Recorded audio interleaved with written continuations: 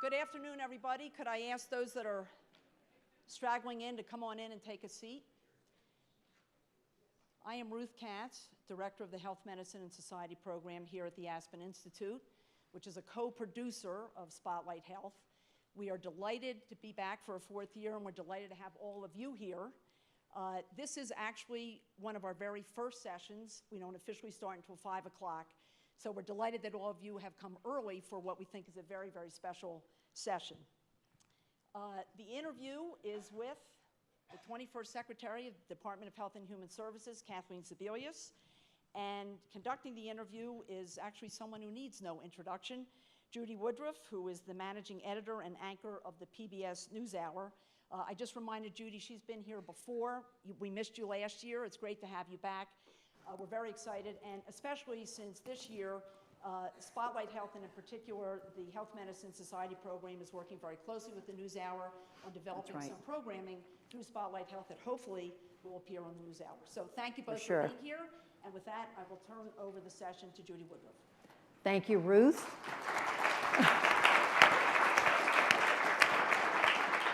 I was just going to say the two women who actually need no introduction are Ruth Katz and Kathleen Sebelius. We know who you guys are, and it's really a treat to be back at Aspen. As Ruth said, I did miss last year, and I really did miss not being here. But it is great to be back at another Spotlight conference where you bring together so many interesting and smart and the people who are really at the center of what's happening in this country and internationally when it comes to health issues. And I have to hand it to the Aspen Institute, to Ruth. I don't know whether we give you the credit, but the timing of today's session, I'll give you credit. She stood up and said she planned it. But I can't think of any other day that would have been a better time to talk about the Affordable Care Act than the day that, as all of you know, the Senate Republicans did unveil their version of the overhaul of the Affordable Care Act a couple of months after the House passed its version. So we now have a chance to compare the two and to talk about what they do versus what Obamacare, and who better, speaking of who better and what better, to talk about the Affordable Care Act than the woman who was at the center of the debate and discussion and all the figuring out that took place when the Obama administration unveiled Obamacare and fought for it as it moved through the Congress, and then was, of course, front and center as it became known as Obamacare was rolled out. And that is, of course, Kathleen Sebelius. You all recognize her. She was the Secretary of Health and Human Services from the beginning of the Obama administration in 2009 through 2014. Before she served in the administration, she, of course, was governor of the state of Kansas for 6 years, before President Obama lured you to Washington. And as all of you know, she's the daughter. I think you're the only governor ever to be elected governor who happened to also be the daughter of another governor, John Gilligan, the governor of Ohio. So with all that preface, you've had a chance to look. I don't know if you've seen all 160 pages of the Senate version, but Kathleen Sebelius, what do you make of it? Well, I want to start by, again, thanking Ruth. Ruth does a spectacular job organizing a lot of health programs, and it's great to have a chance to discuss any issue with Judy Woodruff, who is one of my favorite people and also somebody who gives me the news on a nightly basis. So it's good to be with you, yes. Thank you.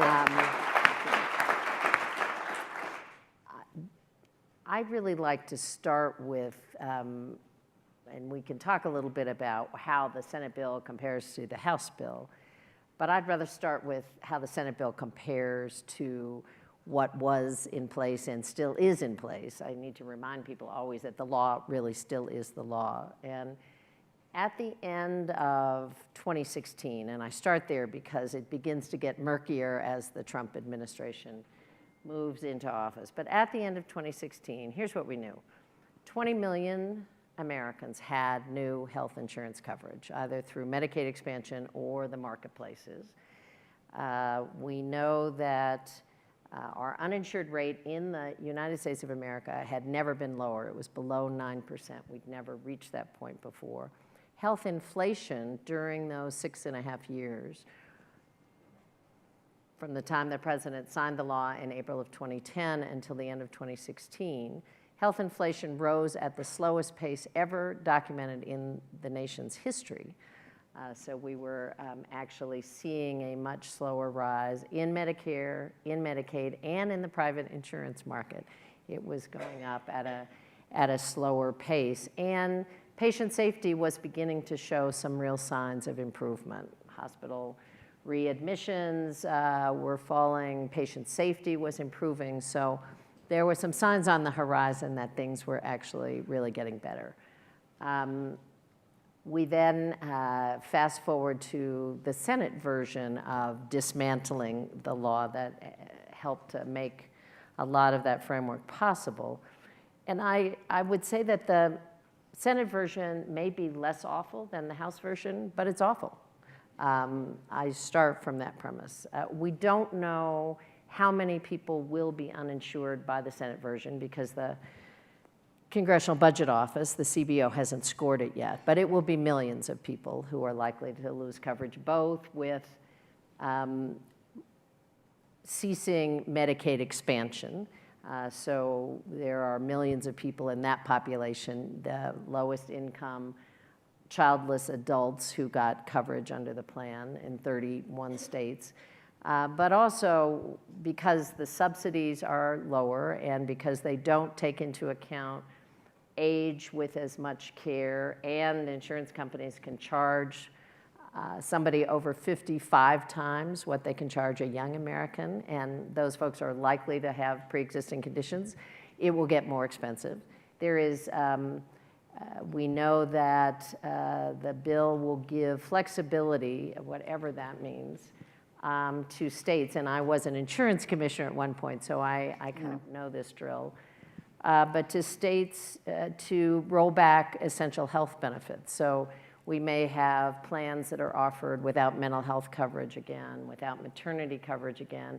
And what that really means is that people who need that care will be paying for it out of pocket or not getting it at all. It doesn't mean that those needs go away. It's just that the federal government won't pay for them.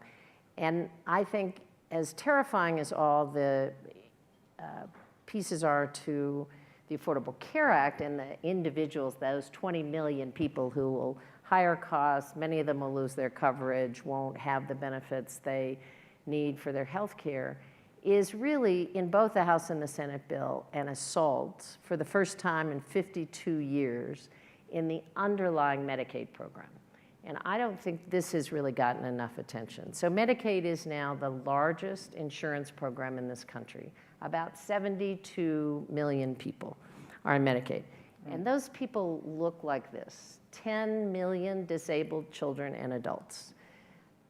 Medicaid is the largest payer for nursing home care, and most of those folks are poor elderly, frail elderly who are in nursing homes.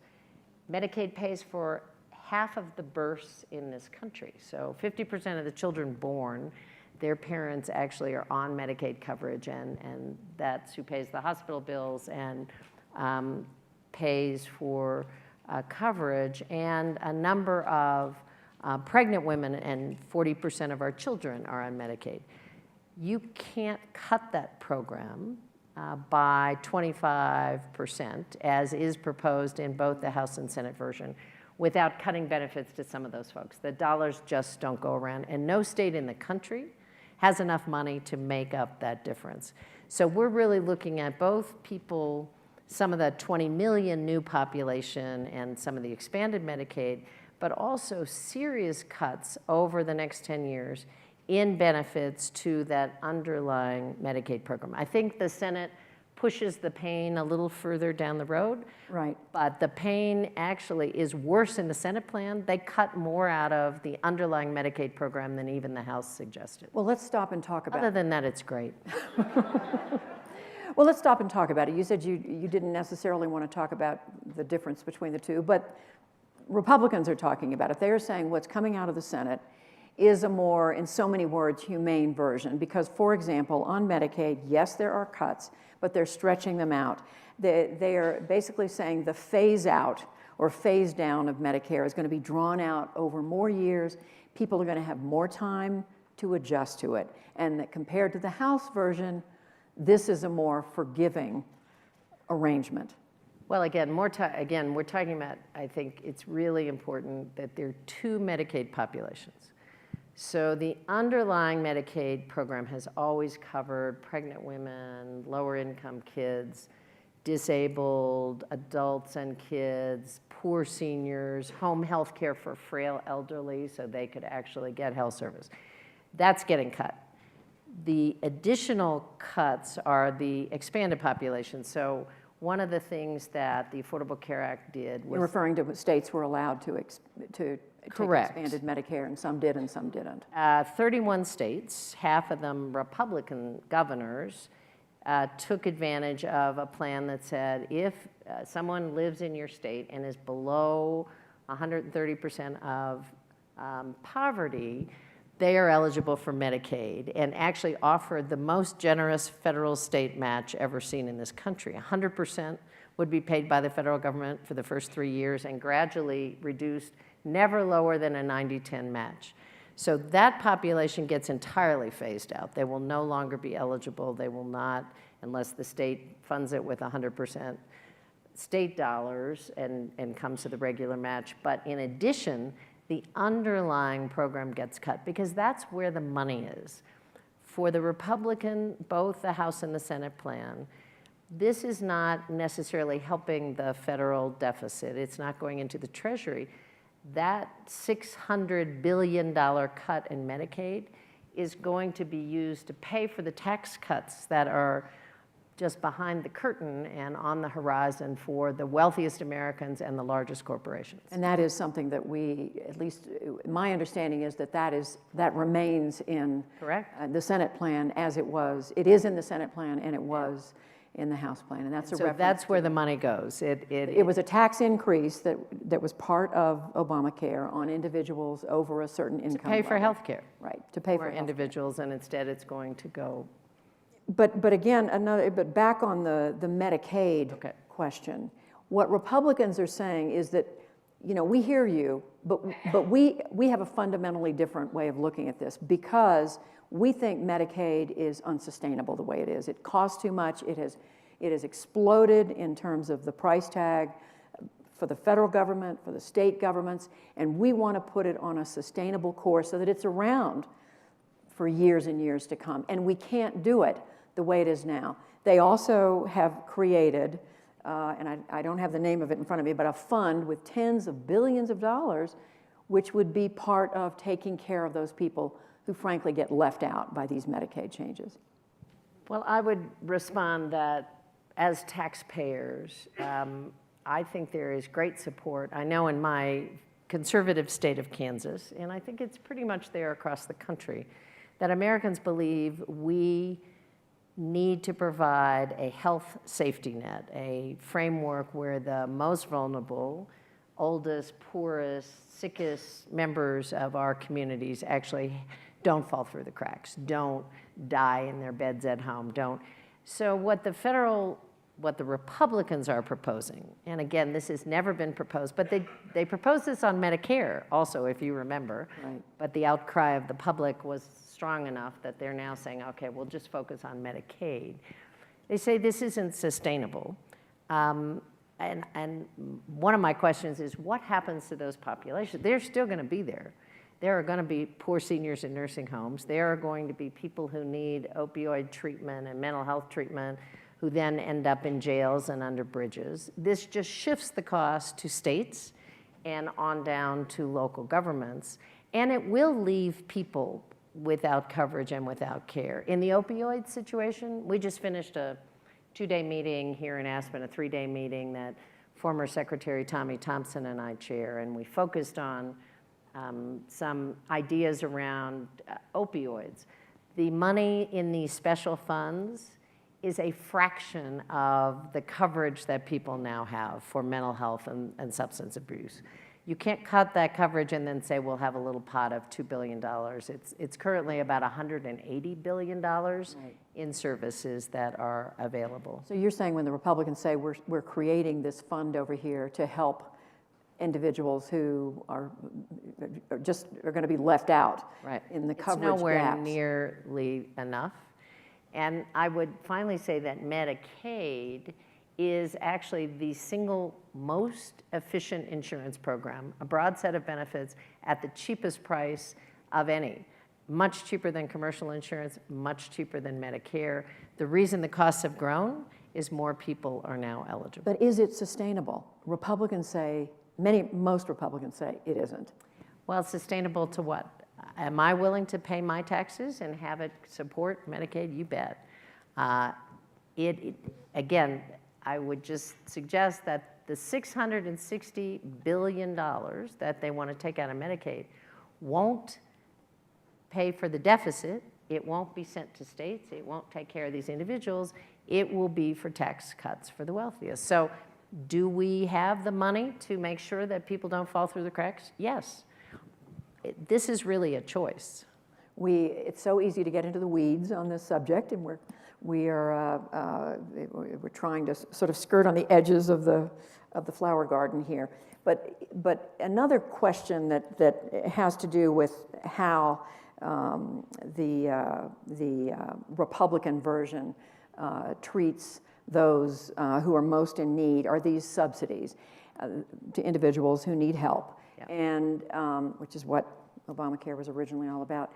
What the Senate has done in its version is essentially go back to the Obama formula of saying the subsidies will be governed by income level rather than by age. The House version had changed that. So again, without getting into the weeds, isn't this at least a move in a direction that is more acceptable to you and well, again, others there are two funding streams for individuals. So let's back up a step to the sort of high level. Who's in these marketplaces?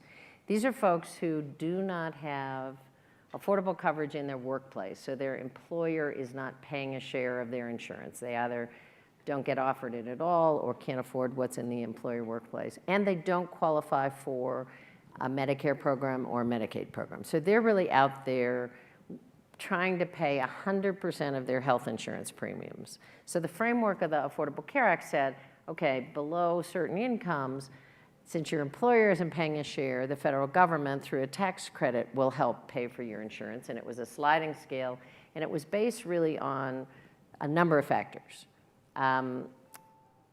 It was based on your income, which is a big factor. It was based on the cost of health care in your area of the country. Florida and California happen to be much more expensive than Minnesota, for instance. So there was some variation. Based on your family size, some variation.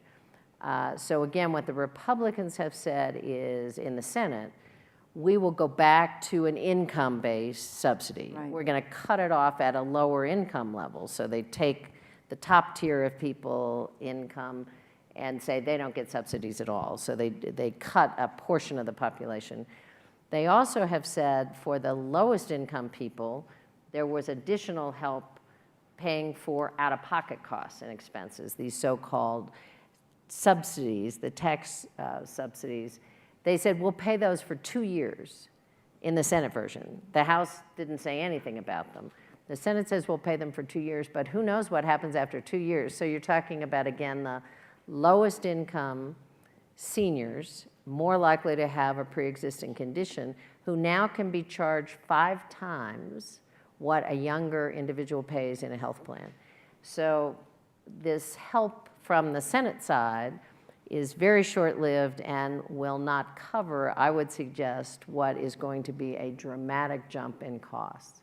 It's better than the House, which said, we really don't care what your income is. We'll give you some help if you're a bit older than if you're younger, but nowhere, again, it will not allow the same group of people to be able to afford the coverage that they have. I want to remind everybody we're going to give you all a chance to ask questions for about the last, 20 minutes of our session. But the reason, Kathleen Sebelius, we're having these conversations in the first place, the reason the Republicans have been so bent on changing the healthcare law is frankly because it never achieved it's now today more popular than it was, frankly, at any time since it was enacted into law. Everybody acknowledges there were problems with it. So to go back. There's that website thing. There was that website thing. That did get fixed. But there were problems with it from the beginning. And you and I have had this conversation earlier today. The premiums have gone up. A number of health insurance companies have just exited the market. We know a few others are looking at coming in. But there's been churn, there's been turmoil.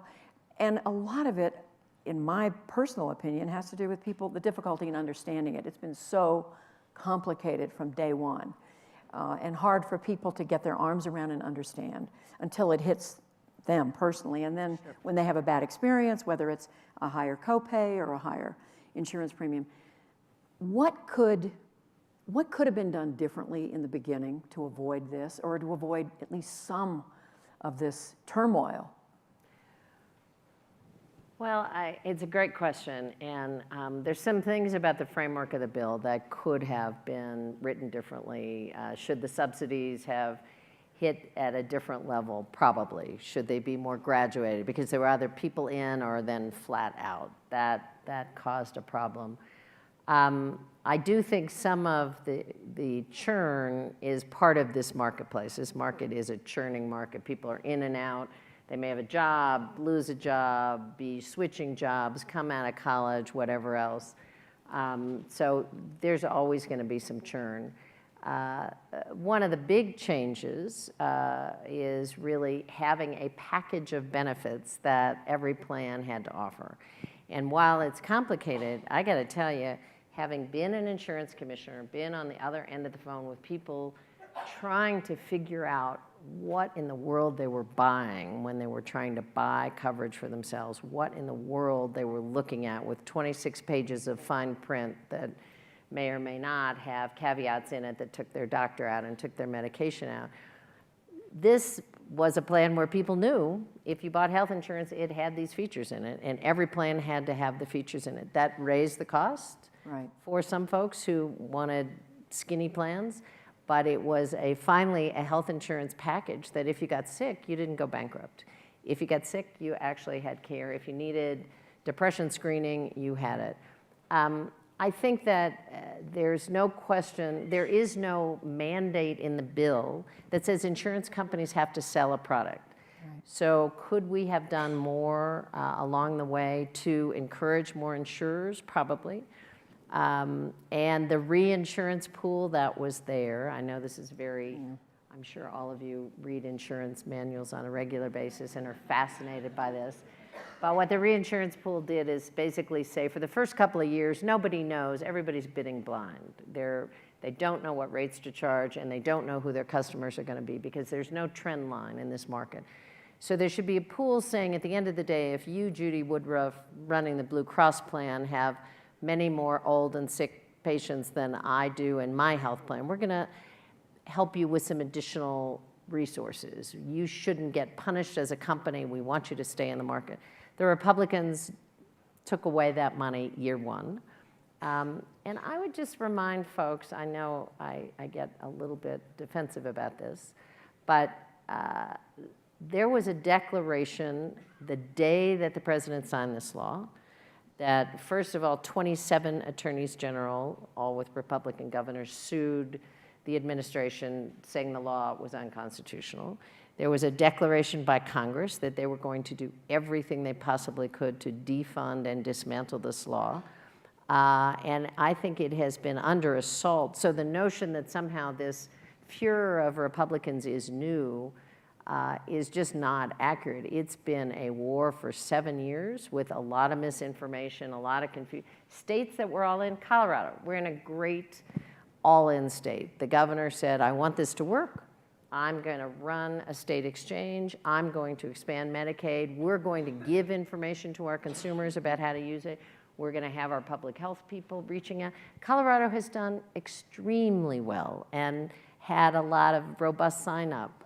Other states where the governor blocked it, I mean, Florida passed a law that enrollment individuals trying to find people to say you qualify for health care, you have a subsidy, this would be your first time. It was illegal to use public property to enroll people for health insurance. Yeah. Just to give you a sense of the hostility in some areas. There were clearly roadblocks. One other thing before I go back to a broader question about what else could have been done. Was it made just too hard to, was there not enough incentive to get young people to sign on? I mean, that's one of the things Republicans are pointing to today, that we've come up with some devices, measures that we think will get more young people to sign up. Hasn't that been a problem? Well, it has been a problem, but here's the bottom line issue. If you take young Americans, so the plan said young adults could stay on their parents' plan until 27, right? And that was very successful. About 4 million people took advantage of that right away and are still in there. And the Republicans have now adopted. They seem to love that piece. So we're really talking about then over 27 years old. And you either have a risk pool that's balanced, so you have some people who are sicker and older and some people who are younger and healthier, or you divide it up. Can I sell a cheap insurance product to a 28-year-old man who will not get pregnant, who is healthy, whatever? You bet. You know, $4.55 on your way. That really isn't putting a risk pool together, and it doesn't help kind of balance the cost. And that guy who often thinks that's all he needs, if he rips his ACL in a basketball game, if he has a ski accident here in Colorado, he may be looking at medical bankruptcy. He may be looking at unpaid medical bills because he will not have the coverage he actually needs. What the Republicans are talking about is going back to those days, segregating out the young healthy, saying we'll offer you cheap coverage. But I would just suggest in the long run that doesn't do a lot. What do you make of President Trump's comments? I mean, on the campaign trail? What do I make of President Trump? On this particular... Really, we're in a public setting. So during the campaign, he talked about ripping it up. We're going to completely undo Obamacare is terrible, on and on. Since he's been in office, he said, but we do want to cover everyone. He said, we need, just this week, I think he said, we need a health care plan with heart. He said the House bill was too mean. How do you process all that? I try to process as little as possible. And I drink heavily on most days. He also said on the campaign trail, I will not touch Medicaid. Let's remember that. Medicare or Social Security, but Medicaid was one of the promises he made. I'm different than all the other Republicans, I won't do this. He had a Rose Garden party for the authors and the champions of the House bill, celebrating what a great bill it was, only to turn around and call it mean. And I have no idea. I mean, he said, what I think should happen is everybody should have insurance. It should be cheaper and better. I'm for that. I mean, I'm all in. And President Obama said on a number of occasions, he's all in. So that is not what either the House or the Senate has proposed. I would suggest that many people, most people, unless you're young and healthy, will pay more under either the House or the Senate plan. Their out-of-pocket costs will go up, not down, for either the House or the Senate bill. Many people will not have the benefits they need, which means they either go without service or are really looking at serious medical bills in either the House or Senate bill. And there's nothing really to lower costs at all for anyone. So I have no idea why either the House or Senate bill fits with what the president has said, or whether he has any idea what's in either the House or Senate bill. We're now hearing more conversation from the other end of the spectrum about, hey, it's time to go to single payer. And we know that was part of the conversation early in the Obama administration. How do you see that? Do you think there's any realistic possibility that this country would move in that direction, given what we've been through? If you could start all over again, I don't think anybody would build the kind of platform that we have in America for health insurance. Having said that, we have 180 million people who get their coverage through their workplace. You would think that what Obamacare did was dismantle that. It did not. It was dealing with about 8 or 9 million people who were in this individual market, a small slice. 53 million in Medicare, 70 million in Medicaid, 180 million in employer health. This is a tiny fraction of the market, and you would think the world is coming to an end. So could we get to a single payer? I don't know how. Does it make a lot more sense? You bet. Medicare is a single payer plan. I love the people, and I've been in a number of health meetings where somebody in a crowd, this was early on when we were trying to pass the bill and doing town hall meetings all over the place, and people literally would say to me, honey, I hate this measure you're talking about, but you all make sure, keep your hands off my Medicare, keep government out of my Medicare. And I didn't share with them that I actually ran the Medicare program, and we were all over it. We were the single payer for Medicare, but there's still, people are very happy with Medicare, and it is a single payer program. What do you think realistically are the prospects for getting the cost of health care down? There is some progress being made. We need to make a whole lot more progress. And my concern is not just the overall cost. And again, it's not insurance, it's the cost. We pay more for everything in America, everything that is done. But we don't get a very good bang for our buck. We have health statistics that don't look very good compared to all of our competitive nations. And just let me go back to the opioid discussion for just a minute because I found this fascinating. So we were looking at a variety of countries where they have universal health coverage. We're talking about Western Europe primarily. Universal health coverage, basically free medication. The United States of America prescribes probably 4 times as many opioids as any country on earth. We have a far higher problem with addiction, with whatever else. And yet the report back from patients on pain and chronic illness and dealing with those situations is a much higher patient satisfaction in countries which have a far lower level of prescribing. We do more diagnostic tests. We do more operations. We have more hospital days. We pay more to die. So we pay a lot of money for things that may or may not add at all to patient well-being or health and well-being in the long run. And our mortality rate is lower than many of our competitive nations. So we have a lot of challenge. It isn't like we're paying more and then we have these dazzling results. We're paying more and have very mediocre results. Well, that comes across as something that's very difficult to go back and undo. Well, it's difficult. So the federal government, again, for the first time, is moving Medicare, which is a large payer of drugs and hospital services and doctor visits, into more of what I call a value-based payment, looking at outcomes, paying not just for the number of things that you do, but what actually happens to you. Are you improving? Is your care improving? That has, I think, a pretty significant impact on protocol and on people getting the right care at the right time. That's a help. We got to do a whole lot more in prevention too. Our chronic disease rate is high. Putting more time and effort and, frankly, money into smoking cessation and into work around obesity would lower a lot of disease platforms in this country. But all of that really requires more time, more attention, more money, and more care, and I'm not sure that's the direction we're moving.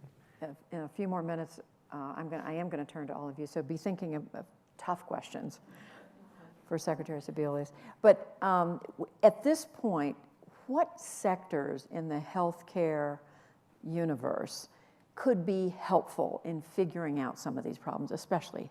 Is it hospitals? Is it physicians? Is it pharmaceuticals? Is it all of the above? I mean, where are the levers where the big differences could be made? Well, I think it really is all of the above. And you know, back to our original conversation, every health provider group, health insurer, the pharma industry, the insurance industry, and others all supported the passage of the Affordable Care Act. The American Medical Association, which has always opposed any health reform, including Medicare, was very much on board, stayed on board. Every single one of those groups opposes what the House and Senate are proposing to do because they see it as a move in the wrong direction. But I think we're at a point in this country, you know, the issue is not should everybody have health insurance. We're really talking about some way to pay for care. But it's I think, how do we get to be a healthier country? How do we keep people healthier in the first place? And that's got to be an all hands on deck approach. It takes providers, but it also, I think employers can play a huge role with their employee populations. I think schools can play a very significant role in how our kids exercise, what they're eating on a daily basis, housing in terms of do neighborhoods have playgrounds? Are there safe places for kids to play? So this has really got to be a sort of health in all sectors. It can't just be the health department. It can't be just doctors and nurses. It's really, how do you keep people healthier for longer periods of time? How do more elderly people age in place in a way that they're independent for a longer period of time? That really is the goal. How much do you, we don't know what's going to happen with the Senate version. Maybe they won't get anything passed, but it's possible they'll continue to massage this and something will get through that will be different from Obamacare. How worried are you about that? Well, I'm worried for a lot of the people. I see people every day. Let me just interrupt. But I'm asking because as you pointed out yourself a few minutes ago, it's only several million. I mean, 9, 10, 20 million. It's not, most people are covered by their employer, or covered by Medicare. But I think, again, as part of this, so the 9, 10, 11 million are individual marketplace customers potentially. The bigger group of Medicaid are the most vulnerable citizens, at almost 73 million people in that underlying program. So I'm very worried. I'm very worried what happens to the most vulnerable folks we have. I'm worried about people who, again, go back to bankruptcy if they can't pay their health bills or forego care and die earlier. And that happens. I get stopped, Judy, every day by somebody who tells me a story. And one of my recent ones is we live in Lawrence, Kansas, which is where the university is, and there's a great diner, the Lady Bird Diner, with the best pie in the world. And the woman who runs the Lady Bird Diner, Meg, said to me the other day, you know, Kathleen, this is your diner. I said, well, that's cool, you know, I'll take it. Why is it my diner? She said, I was a waitress for a long time. My husband's a carpenter. We've got 3 kids. I had to continue to be a waitress because I needed health insurance, and the restaurant group provided my health insurance. My husband didn't have insurance because he's a self-contractor.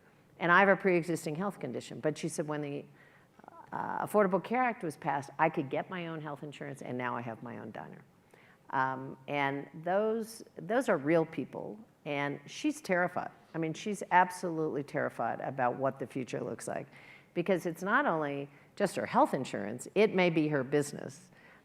It may be, you know, the future. They're parents of kids with pre-existing conditions who are terrified. They're older folks who have retired, who now can afford coverage, who say, what happens to me until I get to Medicare? What will happen to my cancer treatment? What happens to my medication? And so I'm fine. We'll be fine. My family will be fine. But there are a whole lot of real people who are terrified about what this may mean. All right. Who has a question for the secretary? Right here. Front row. Stand up and give us your name. Thanks. Hi. My name is Jay Newton-Small. I'm co-founder of MemoryWell, which is a startup in the aging space. But I wanted to know about Alzheimer's and dementia is one of the largest drivers of expenses for Medicaid in particular, since Medicare doesn't even really cover care for Long-term care. long-term care, exactly, for Alzheimer's and dementia.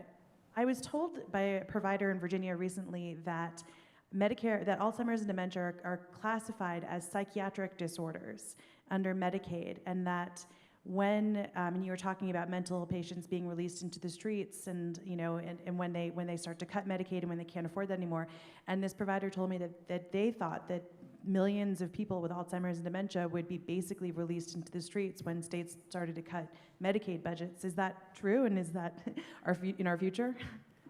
Well, I don't think anybody knows what happens, but I can tell you as a governor who ran a Medicaid program, there isn't any flexibility to make big cuts. And our state, at least, did not have money to make up 25% of the cost of that program.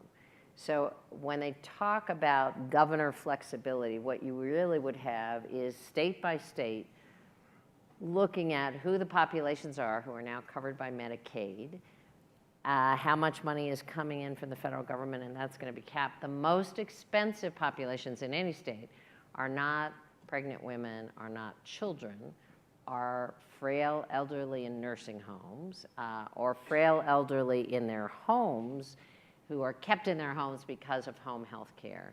And certainly Alzheimer's, dementia patients are in that. So they are very vulnerable in terms of, can we cut back on those services? How do we cut support to those folks? Because it's a question of how you balance money. And I don't know what's going to happen, but a governor would have to choose between, do you cover poor kids, or do you cover granny in the nursing home? Or maybe she gets Tuesdays and Thursdays and the kids get Monday and Friday. But no state this is the largest amount of federal money that any state receives. Let's just start there. Far more than education funds or highway funds or anything comes through the Medicaid program. If a state has an economic downturn and more people qualify, the federal money goes up. If there's a new outbreak, the federal government helps balance that cost.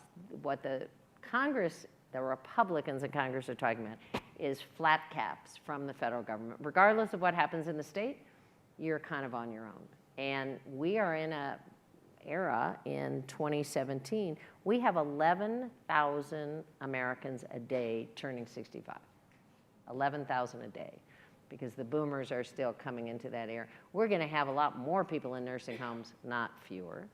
We're going to have a lot more people hit dementia, unfortunately, not fewer. So as those costs go up, again, both the House and the Senate are saying, we will look back at what you spent in 2016 or 2017. We're going to cap that on a per capita basis, and then we're going to lower overall what you're getting into the future. That's not a pretty picture, because those populations don't go away. They're still there. See, another question right here, this gentleman. Tell us your name. Hi, my name is Ross Brooks. I'm with Mountain Family Health Centers. We're the community health center serving 4 counties here in Western Colorado. Thank you, Secretary Sebelius, for your service. We are and to contextualize the Colorado numbers in both the House and Senate versions, there's about 600,000 Medicaid patients in our state that are at risk of losing their How much money would you lose in Colorado? Do you know for the expanded population? $4.5 billion at least a year is about the cost for those 600,000 folks. At our organization, there's 4,000 human beings that serve these communities that are at risk of losing their health insurance. So we obviously agree with your assessment of the nastiness of the bill. My question is about value-based models. So you mentioned Medicare value-based models and some of the real improvements we're seeing there. We're part of a Medicaid value-based model called Payment Reform and Medicaid Expansion here in Western Colorado. It's saved $80 per member per month while it's improving population health. Why are the House and Senate not more interested in investing in those models that work, that are saving taxpayer money and improving population health? Why are they not more interested in that than just gutting the programs. Why, and remind everybody what value-based programs are. Yeah. So, again, what the gentleman is talking about is having a proposition that says, rather than just pay you by the number of tests you run or by, you know, the number of days you spend in a hospital or whatever else, we will pay you a set amount of money and then give you incentives to actually keep your population healthier. And if there's savings, you get the savings. There's a financial incentive right now in a fee-for-service program that says the more you do, the more you get paid, right? If you switch to a value-based model, you could take that same amount of money and say, if you keep people healthier, if you actually keep people out of the hospital, if you help them improve their health status, you actually save money across the board. So it's moving the financial incentives. I have no idea why they are not paying more attention, because actually it's what's happening right now in a pivot to a much more outcomes-based look at patients, keeping people healthier, and certainly it makes sense in the long run, because not only does it save short-term money, but those folks are going to live long. They're going to be more productive workers. They're going to take care of their kids. They're going to, you know, be in a situation where they are productive and producing on all levels for a much longer period of time. So this is a very blunt and frankly, I think, cruel way to look at saving Medicaid dollars, which is just slash them. Okay, there was a hand over here. Yes, sir, right there on the corner. Yeah. Hi, Jeff Parness. I run New York Says Thank You Foundation, a disaster relief group. We had the privilege of meeting in Greensburg, Kansas, after the tornado. Towns like Greensburg could exist because of the social contract. People know they're there for each other in difficult times. Do you ever fear that the social contract at the national level has been broken to the point where it politicizes all these very difficult decisions in healthcare, where we might never be able to come together like folks in small towns in Greensburg can? I think it's a great question. There was certainly a lot of criticism, and some of that I think is absolutely right, that when the Affordable Care Act was passed, it was all Democrats who did it. Yeah. I've shared this with Judy a bit before. Looking back on that 15 months of debate, 5 different committees in the House and Senate, thousands of hearings, lots of amendments. I wish we had had Republican votes. I'm not sure what we could have done to get Republican votes that we didn't do. But I got to tell you, watching this process in secret, jamming it through, I mean, nobody's even seen this bill yet. They're talking about voting on a bill next week. That's still, we have a discussion draft, whatever the hell that means. And, you know, we don't even have the bill. We don't have a CBO score. We don't really know what the impact is going to be. And there's no question they will not have any Democratic support. So I find it terribly ironic that, you know, the criticism that these folks have had about the process that President Obama went through, they are repeating and taking in spades. And I do worry about the fact that, at least, again, in a state like Kansas, which is notoriously not the most liberal state in the country, 80% of people think Medicaid is an important program. They want the health safety net to be in place. They're willing to pay their taxes to do that. They feel that's a social contract they're very willing to make. So I think there is a disconnect between some of the, and people voted, I think a number of those individuals voted for Donald Trump, and they heard Donald Trump say, I am not going to touch Medicare. I think it's an important program. I'm not going to harm Social Security. I think it's important. I'm not going to take on Medicaid, only to have him be elected, and then now all of these are in the radar screen. And I think that does fray the trust of people. I think it does damage the social contract, and people really don't know who to believe or what to think about the future. Just quickly before we go to the next question out here, curious, did the new Secretary of Health and Human Services, Tom Price, under President Trump reach out to either you or your successor at HHS to have any conversations about any of this? I don't know about Sylvia Burwell, my Burwell, successor. who was your I have not heard a word from not only Secretary Price or anyone who has come into that office. Yes, way back there. Hand up, okay. Right here, on that side, the back, yeah. Waving. Hi, I'm Doug with the Aspen Institute. Thank you for being here. If this bill, I think there's a lot of questions of whether or not this reform will be signed into law, but hypothetically, if it is not, are we doomed to a future where Republican administrations do everything they can to destabilize the marketplace, and Democratic administrations come back and have to just put everything back and it kind of flip-flops back and forth for the future? Or is there a way where we eventually get to stability? Well, again, it's a great question. I think that, and this isn't my viewpoint, this is based on economists and a lot of conversation with insurers.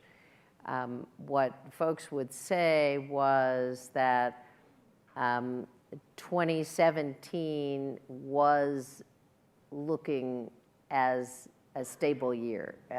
The first couple of years were a lot of sorting out, companies moving in and out, folks testing things. They had a trend line of rates. People knew where they were going, and that people were very optimistic before the change in administration that this plan was really starting to gel and people knew where they were. I frankly don't know, and let's, whether the House and Senate bill become law or not, I have no idea what's going to happen with 2018. Because here's the problem. Insurance companies right now are filing rates, and they don't know what the rules are.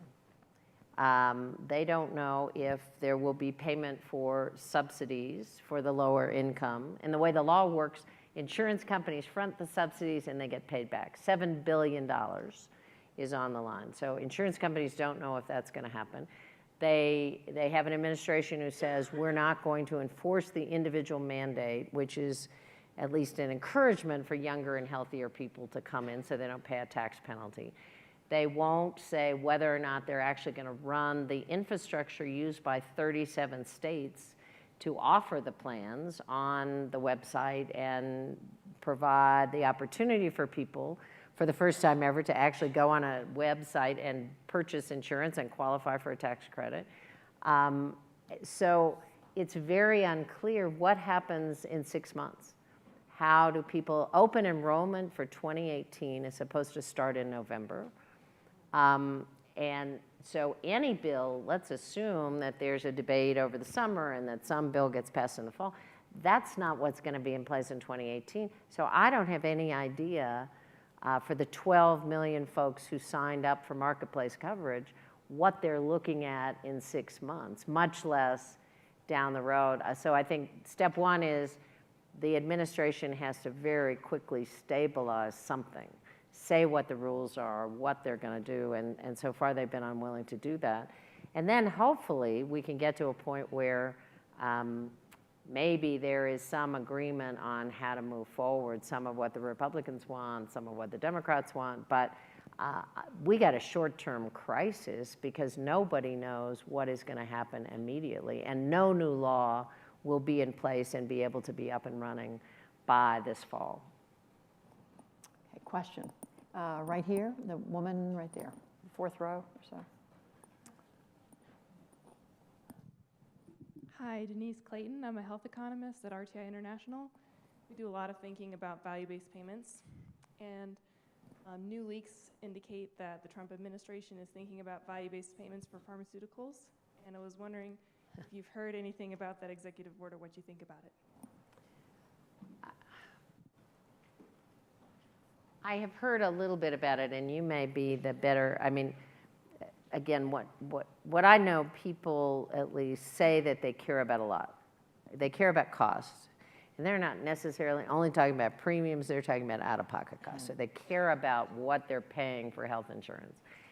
They care about Do they have coverage for things that they think they need and medicines that they need to buy? And most Americans are really unhappy with drug pricing, and they want government to do something about that. I will tell you that that was one of our failures. We tried to put some drug pricing framework and Medicare negotiation into the bill in 2010, and there were enough Democrats who said, we won't vote for it if you go after the price of drug. That has changed. If you brought that same bill to the floor today and asked Democrats, would you vote for it, they'd be thrilled to vote for it. But in 2010, they would not. There is nothing so far that has been proposed to deal with cost of drugs and overall costs. Someone was suggesting that one of the things the executive order would suggest is that prices for drugs need to go up in Europe. Because one of the things always talked about is that Europeans pay a lot less for drugs than we do. So rather than lower them for America, let's raise them in Europe. And if that's accurate, that's the craziest thing I've ever heard of in my life. So I do think we've got, I'm a fan of what pharmaceuticals have been able to do for the health and well-being and lives of Americans. No question about it. Huge breakthroughs, huge measures of diseases that were killers that now are no longer killers, cures that are on the horizon. But the fact that we don't have any framework around what a drug company CEO can charge to anybody at any time is frankly outrageous. And I think we got to grapple with that. But nothing I see in this plan. So the American public has said these are what we care about, and nothing in either the House or the Senate plan deals with those real issues: costs, coverage, drugs. Okay, less than 2 minutes. Who has a great final question out there? I'm looking. Back there, yeah, a lot of pressure on you in the back there.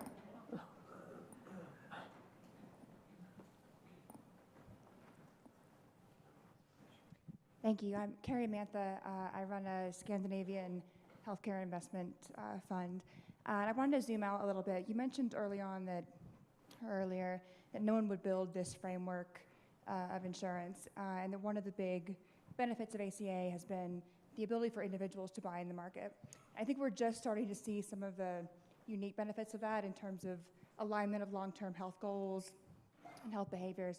And so in light of all that, and particularly as it seems like the economy may be moving toward sort of more self-employment or new frameworks in that sense, I'm surprised that we haven't heard more discussion about moving away from the employer-sponsored healthcare model. So kind of zooming out on that, is that something that you think there is the potential to be common ground between Democrats and Republicans, and will we ever see more discussion on that?